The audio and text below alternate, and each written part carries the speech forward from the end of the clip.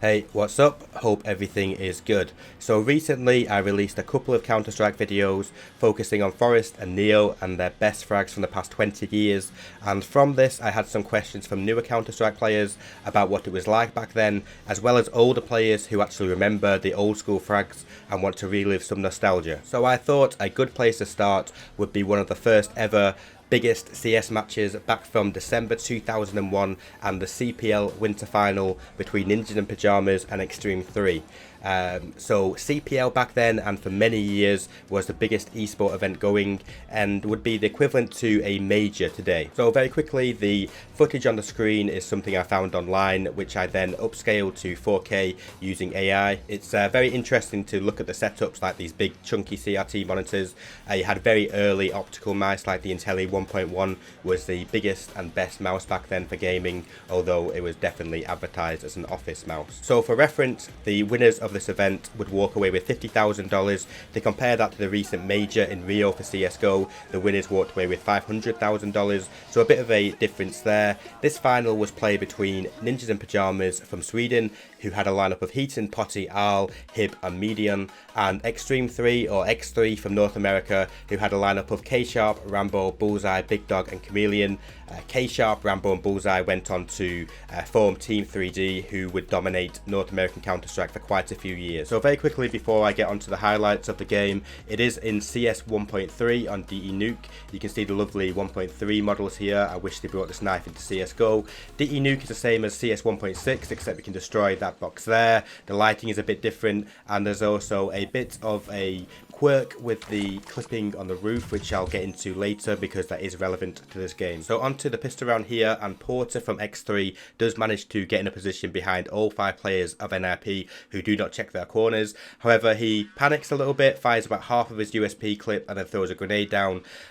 Just to point out that Counter-Strike came out of beta in November 2000, so only around a year ago at this point, because this was December 2001, and Counter-Strike only went into beta itself about 2 years ago before this, so it is very early on. The standard of play isn't the highest, although this game does contain several players who were the best in the world at this time and went on to dominate the scene for many years.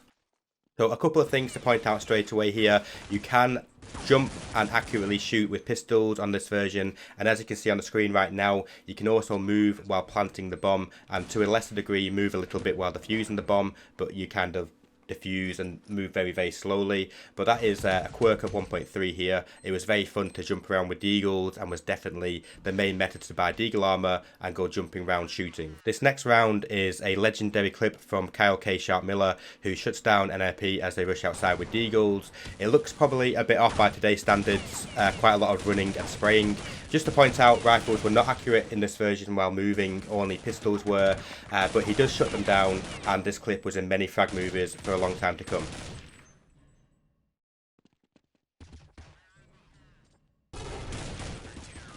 This next round, we are on the first gun round, so it's 3-0 to X3. I just wanted to show a bit of a, early tactics here. You can see Porter being boosted up onto the rafters on Nuke. This was pretty cutting edge back then, actually. It had only been done for maybe a few months leading up to this event, so quite interesting. However, Porter does not make the most of the situation. Again, maybe panics a little bit. He wasn't as good as some of the other players on the server and didn't have, a long career or anything like that, like K-Sharp, Heaton, Potty, and so forth did.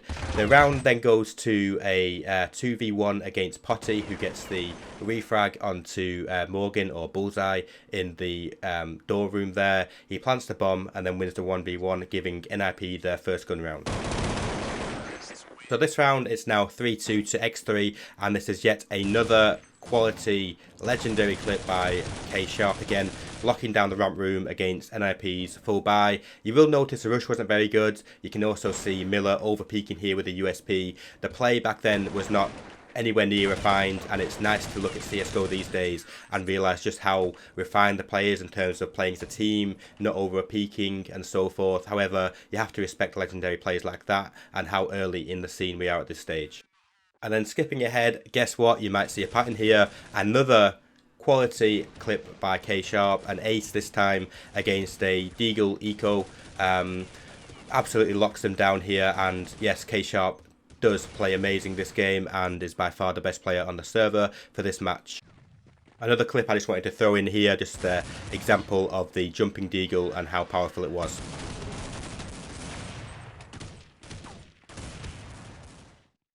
So just to finish this half off, this is a clip by Emil Christensen, or Heaton, as you'll probably know him.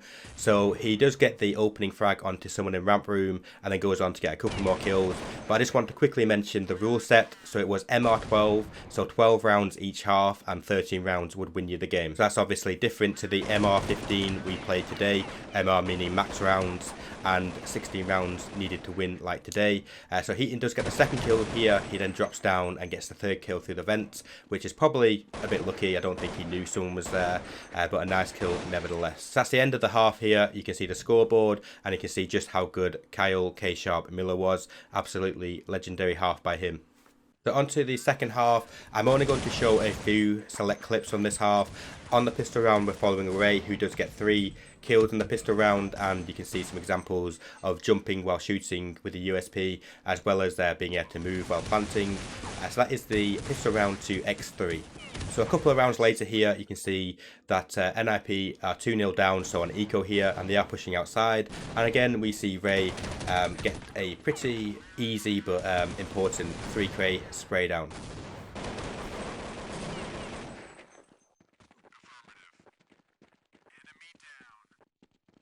So I want to quickly focus on how the meta was for DE Nuke at this stage. So basically, every single T half you could see people going onto the roof and spamming the rafters. This had only just started happening within the last few months of this event, and it pretty much continued for the entirety of CS 1.3, 1.5, 1.6. The meta was always the terrorist team to get on the roof and spam the hell out of rafters. You can see exactly where each spam leads to here, but they try and get some chip damage done to the CTs or get some kills through the wall, like you can see here, and then from there they'd either rush a bomb site or slowly try and pick outside. And each round at this stage was 3 minutes long.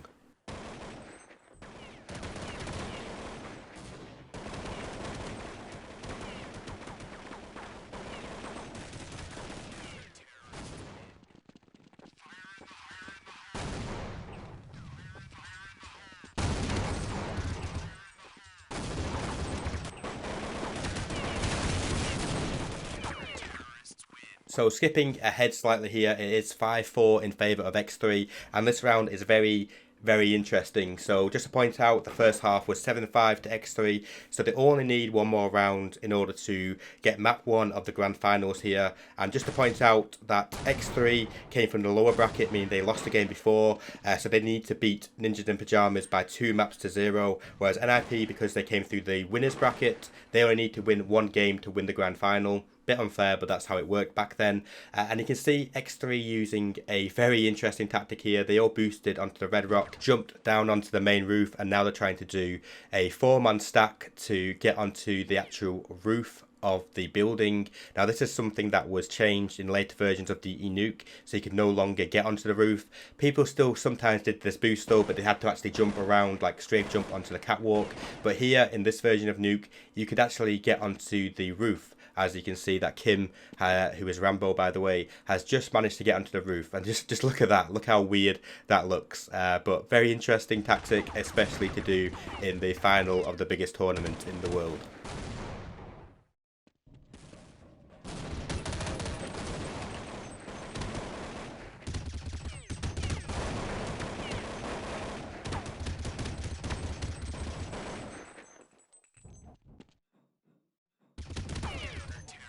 So X3 did ultimately lose that round, as well as the next couple of rounds, meaning that Ninjas in Pyjamas equaled their score of 7-5, which means we have overtime. Now back then, overtime was basically completely unfair. So you started off with $800, so you started off with a pistol round as opposed to $10,000 like these days, and it was the first team to get 3 rounds won the overtime. Now the problem is that you switch teams and you play all those rounds on that team. So NiP now will go from CT to T, and X3 will go to CT, and on Nuke it's definitely a CT biased map, so they can win 3-0 as CT and basically win the entire game.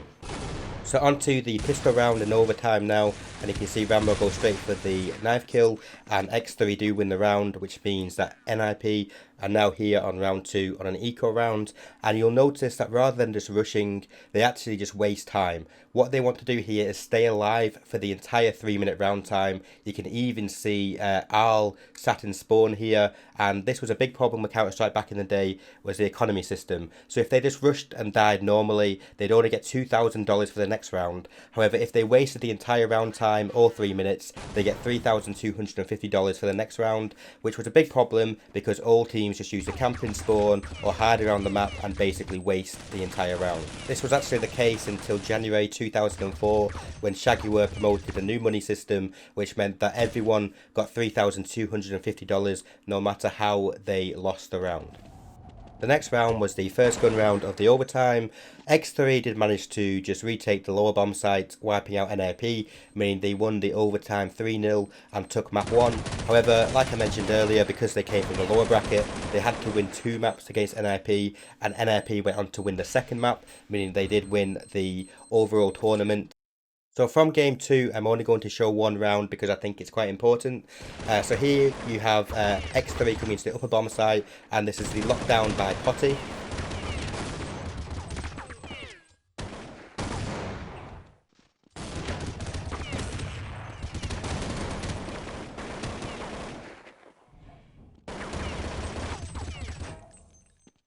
So that was a very nice 4-kill by Potty. However, that is not the point of this round. The point is the actual situation that occurs right now. So you have a 1 versus 1. So it's Potty against Morgan, who is Bullseye. So Potty versus Bullseye. The bomb is in the upper bomb site. Bullseye is a bit cautious that Potty's probably on some weird angle. So he actually relocates here, back outside, going towards lobby. Potty, meanwhile, is also doing the same, relocating, trying to catch Bullseye out unaware. Just quickly, you'll notice that Bullseye is walking, but going faster than walking speed, because on this version, if you essentially walked in a diagonal angle, you walked faster and made no noise than normal walking speed. Again, just a quirk of 1.3. So here we have the situation, the 1v1. Now, Morgan is going to make his way into the upper bomb site, and he's going to get the bomb and plant. Now, the bomb timer actually takes 35 seconds, so when the bomb is planted, 35 seconds for the bomb to explode.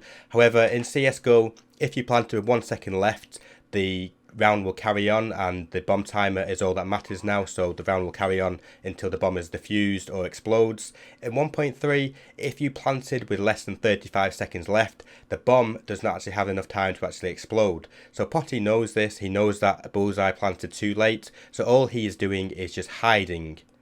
He doesn't need to go and defuse the bomb. As long as he stays around, stays alive, he will win the round.